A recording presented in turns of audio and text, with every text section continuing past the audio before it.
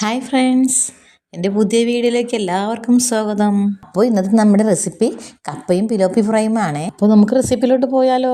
ആദ്യം നമുക്ക് ആവശ്യത്തിനുള്ള കപ്പ എടുത്ത് ചെറിയ കഷ്ണങ്ങളായി അരിഞ്ഞു വെക്കുക. കപ്പ നന്നായി കഴുകിയെടുത്തതിന് ശേഷം ഉപ്പ് ചേർത്ത് കുക്കറിൽ വെച്ച് വേവിക്കുക. ഇനി നമുക്ക് മീൻ ഫ്രൈഡ് റെസിപ്പിയിലോട്ട് പോയാലോ?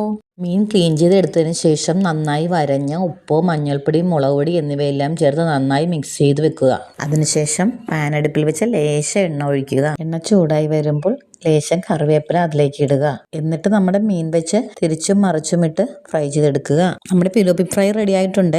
നമുക്ക് ഇനി കപ്പ കൂടി റെഡിയാക്കാം. ഒരു ചട്ടി അടുപ്പിൽ വെച്ച് അതിലേക്ക് കുറച്ച് എണ്ണ ഒഴിക്കുക. എണ്ണ ചൂടായി വരുമ്പോൾ കടുക് പൊട്ടിക്കുക. അതിനുശേഷം ചെറിയ ഉള്ളി ചെറുതായിട്ട് അരിഞ്ഞതും പച്ചമുളകും ചേർത്ത് നന്നായി വഴറ്റിയെടുക്കുക. അതിനുശേഷം 1/4 ടീസ്പൂൺ മഞ്ഞൾപ്പൊടിയും 1/4 ടീസ്പൂൺ കുരുമുളക് പൊടിയും ചേർത്ത് നന്നായി വഴറ്റിയെടുക്കുക. ഇനി നമുക്ക് വേവിച്ച് വെച്ച കപ്പ വെള്ളം കളഞ്ഞ ശേഷം അതിലേക്ക് ചേർത്ത് ഇളക്കി കൊടുക്കാം കേട്ടോ. നന്നായി ഇളക്കിയതിന് ശേഷം കപ്പ നമുക്ക് ഇറക്കി വെക്കാം. അപ്പോൾ നമ്മുടെ കപ്പയും പിലോപ്പി ഫ്രൈയും റെഡി ആയിട്ടുണ്ട്.